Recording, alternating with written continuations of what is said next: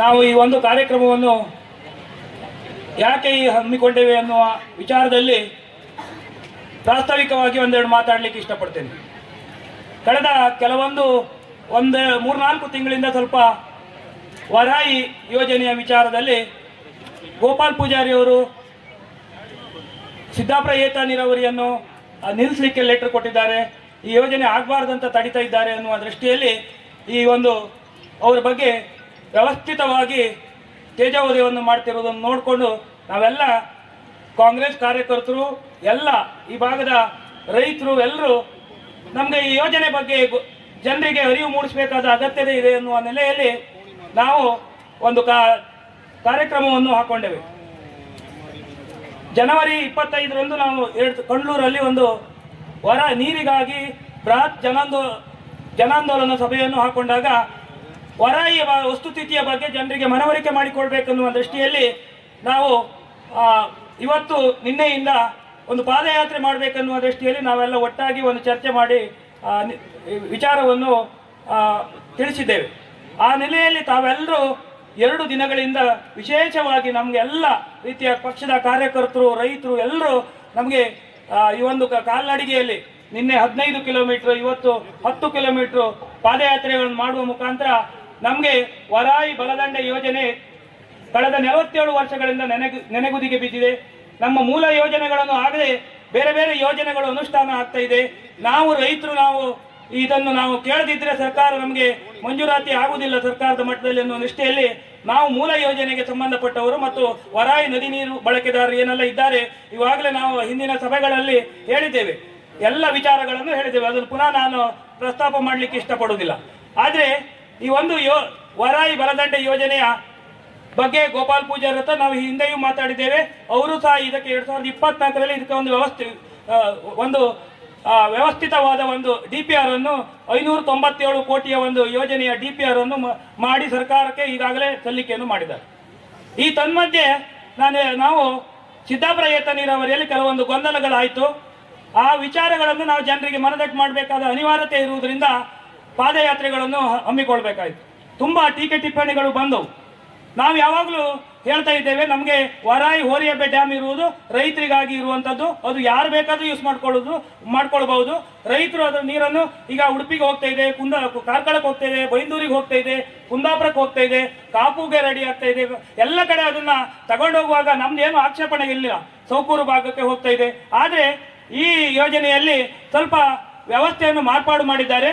ಡ್ಯಾಮಿನಿಂದ ನೇರವಾಗಿ ನೀರೆತ್ತುವಂಥ ವ್ಯವಸ್ಥೆಯನ್ನು ಮಾಡಿದ್ರಿಂದ ನಮಗೆ ರೈತರಿಗೆ ಮುಂದಿನ ದಿನಗಳಲ್ಲಿ ಅದರಿಗೆ ಈ ಯೋಜನೆ ಹೊಳೆ ನದಿ ಪಾತ್ರದಲ್ಲಿರುವವರಿಗೆ ಮುಂದಿನ ದಿನಗಳ ತೊಂದರೆ ಆಗ್ತದೆ ಅನ್ನುವ ಒಂದು ಜನರಿಗೆ ಮನವರಿಕೆ ಮಾಡಿಕೊಳ್ಬೇಕು ಅನ್ನುವ ದೃಷ್ಟಿಯಲ್ಲಿ ನಾವು ಈ ಸಭೆಯನ್ನು ಕರೆದಿದ್ದೇವೆ.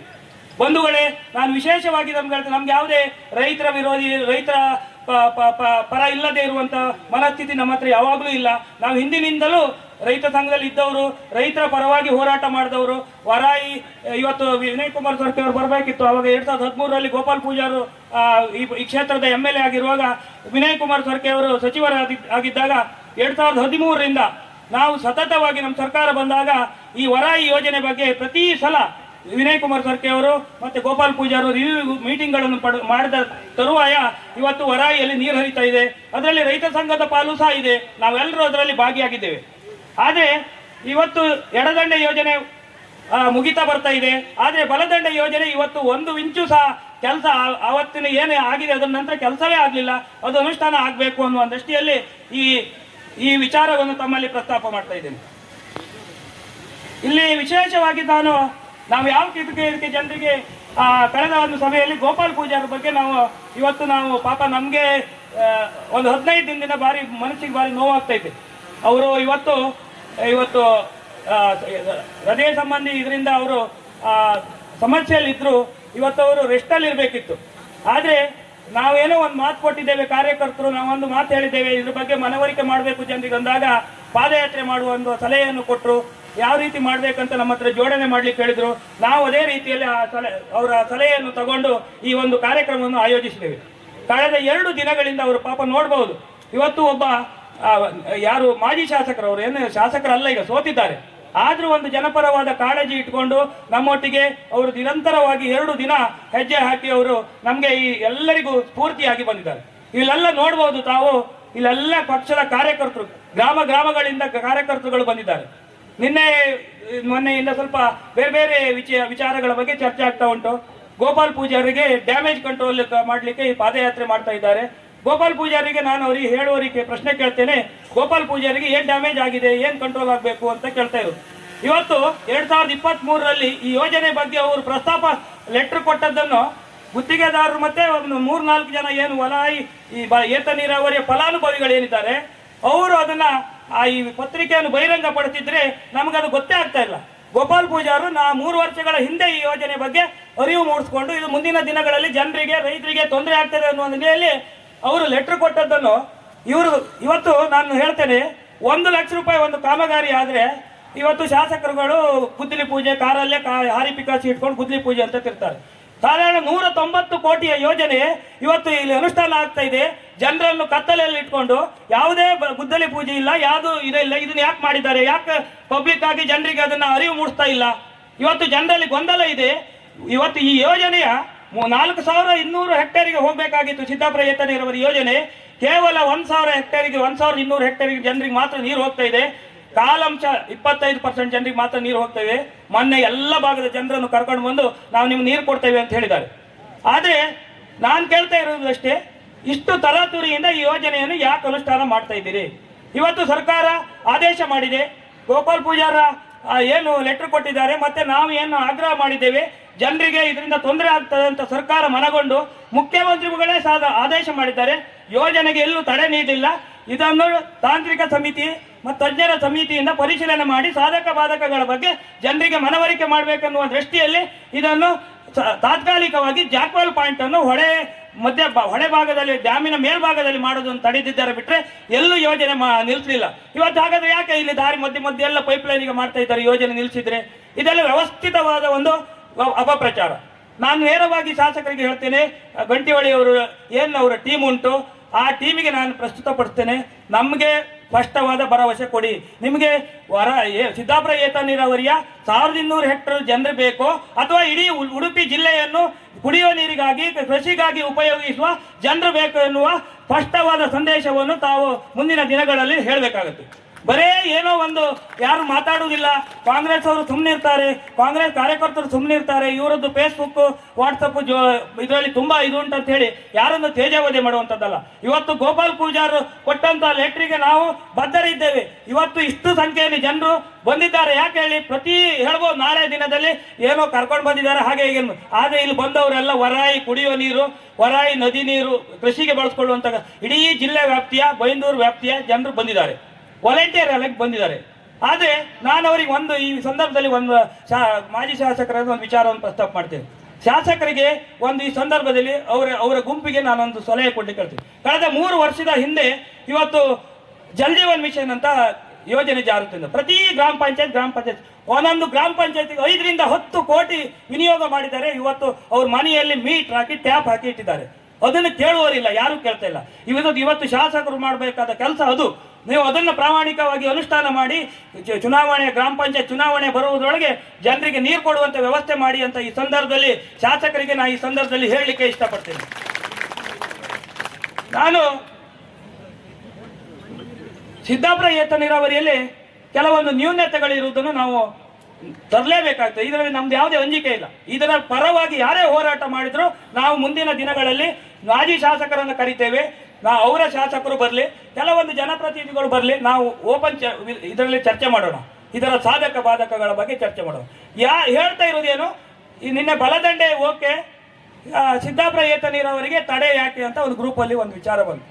ಬಲದಂಡೆ ಯೋಜನೆಗಾಗಿ ಅಥವಾ ವಾರಾಯಿ ನೀರಾವರಿ 18,000 ಹೆಕ್ಟೇರ್ಗೆ ನೀರು ಹೋಗಬೇಕು, ಅದಕ್ಕಾಗಿ ಕಟ್ಟಿದಂತ ಒಂದು ಡ್ಯಾಮಿನಿಂದ ಕಾಲುವೆ ಮುಖಾಂತರ ನೀರು ಹೋಗ್ತದೆ. ಅದು ಬಲದಂಡೆಗೆ ನಾವೇನು ಲಿಫ್ಟ್ ಇರಿಗೇಷನ್ ಮಾಡ್ತಾ ಇಲ್ಲ, ಬಲದಂಡೆಗೆ ಕಾಲುವೆಯಿಂದ ಹೋಗ್ತಂತ ನೀರು. ಇವರು ಕಾಲುವೆ ಬುಡದಲ್ಲೇ ಜಾಕ್ವೆಲ್ ಮಾಡುವುದರಿಂದ ನಮಗೆ ತೊಂದರೆ ಆಗ್ತದೆ ಅನ್ನೋ ಇದನ್ನು ನಾವು ಹೇಳ್ತಾ ಇದ್ದೇವೆ. ಮುಂದಿನ ದಿನಗಳಲ್ಲೂ ಅದನ್ನು ಮಾಡಿ ಸರ್ಕಾರಕ್ಕೆ ನಾನು ಈ ಸಂದರ್ಭದಲ್ಲಿ ಹೇಳಲಿಕ್ಕೆ ಇಷ್ಟಪಡ್ತೇನೆ.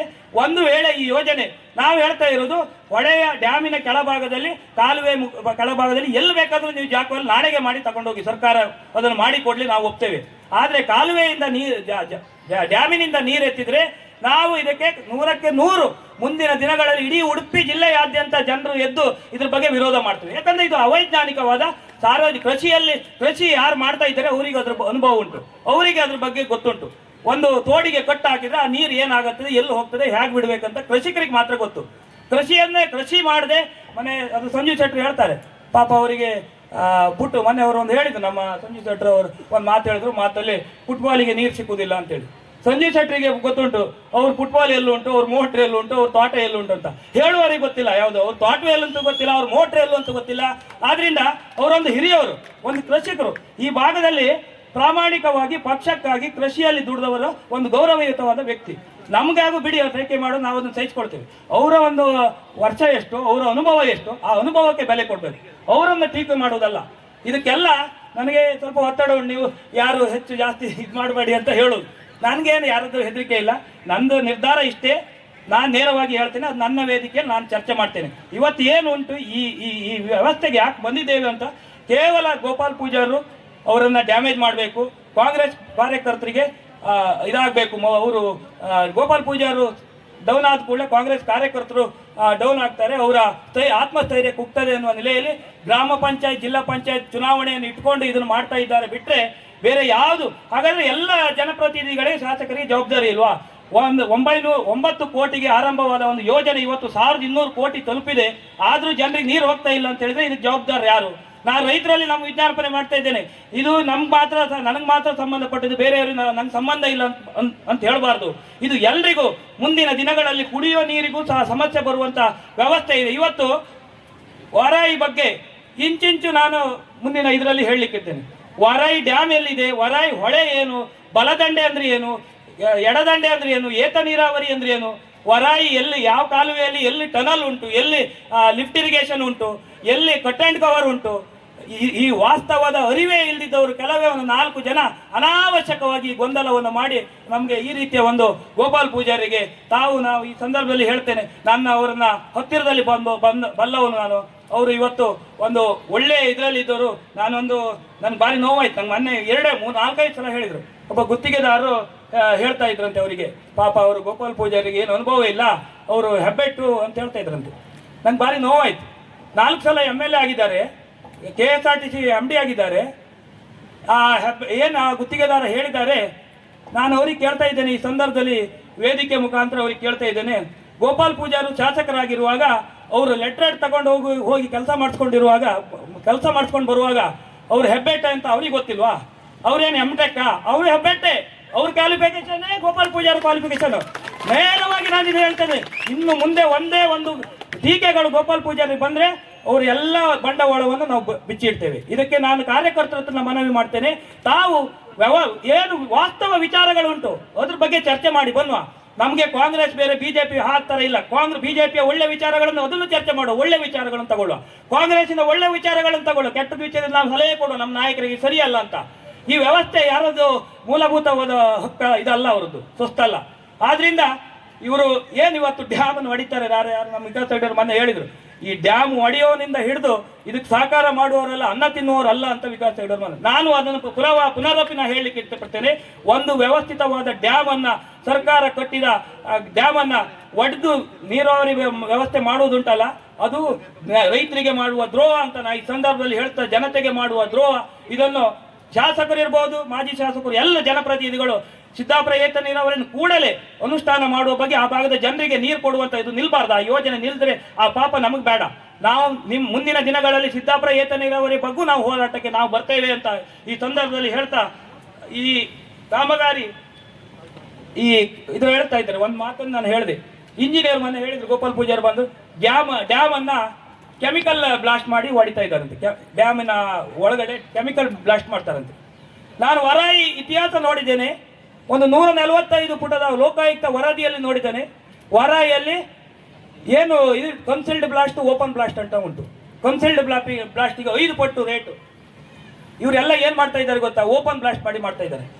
ವಿನಯ್ ಕುಮಾರ್ ಸರ್ಕೆ ಅವರು ಬರಲಿಲ್ಲ ಮೊನ್ನೆ, ಇವತ್ತು ಬರ್ತಾರೆ. ಅವರು ಇದ್ರು ಸಚಿವರಾಗಿದ್ದಾಗ, ಪ್ರಿಯಾಂಕಾ ಮೇರಿ MD ಆಗಿದ್ರು. ಒಂದು ಬಿಲ್ಲಾಡಿ ಹತ್ರ ಒಂದು ಘಟನೆ ಹೇಳಿ ನನ್ನ ಮಾತನ್ನು ಮುಗಿಸ್ತಾ ಇದ್ದೇನೆ. ಆ ಬಿಲ್ಲಾಡಿ ಹತ್ರ ಒಂದು ಕಾಲುವೆಯಲ್ಲಿ ಬಂಡೆ ಬದಿದೆ ಅಂತ ಬಂಡೆ ಹೊಡಿಲಿಕ್ಕೆ ಒಂದು ಗುತ್ತಿಗೆದಾರರು ಬಂಡೆ ಹೊಡಿತಾರಂತೆ. ದಿನಾ ಬ್ಲಾಸ್ಟ್ ಆಗುದಂತೆ ಸರ್, ದಿನಾ ಬ್ಲಾಸ್ಟ್ ಆಗುದು. ಅವ ಕುಡುಬಿಯವರು ಪಾಪ ಅಸಹಾಯಕರವರು. ಅವನಿಗೆ ನಾವು ಇದೆಲ್ಲ ಯಾಕಂದ್ರೆ ಆನ್ ರೆಕಾರ್ಡ್ ಹೇಳ್ತಾ ಇರೋದು, ಮಂತ್ರಿಗಳಿದ್ರು, ಡಿ ಸಿ ಇದ್ರು, SP ಕಂಪ್ಲೇಂಟ್ ಮಾಡಿದ್ರು, DC ಕಂಪ್ಲೇಂಟ್ ಮಾಡಿದ, ಎಲ್ಲ ಮಾಡಿದ್ರು, ಏನು ಮಾಡಿದ್ರು ಆಗಲಿಲ್ಲ. ಕಡೆ ಸುಮ್ಮನೆ ಇದ್ದ. ಕಡೆಗೆ ಅವ ಜೀವ ಉಳಿಸ್ಕೊಳ್ಬೇಕಲ್ಲ, ಸಣ್ಣ ಗುಡಿಸಲು. ಅವ ಹೇಳ್ತಾನೆ ಅವನ ಮನೆ ನಾಯಿ ಉಂಟಲ್ಲ, ಅದು ಅವನ ದಿನಾಲು ಅವನ ಜೀವ ಉಳಿಸ್ತಿತ್ತಂತೆ. ಅವ ಏನು ಡೈನಾಮೈಟ್ ಇಡ್ತಾನಲ್ಲ, ಆ ಬತ್ತಿ ಹಚ್ಚಿದ ಕೂಡಲೇ ಆ ನಾಯಿ ಗೊತ್ತಾಗ್ತದಂತೆ ಅವ್ರು ಇಡೋ ಸಂದರ್ಭದಲ್ಲಿ.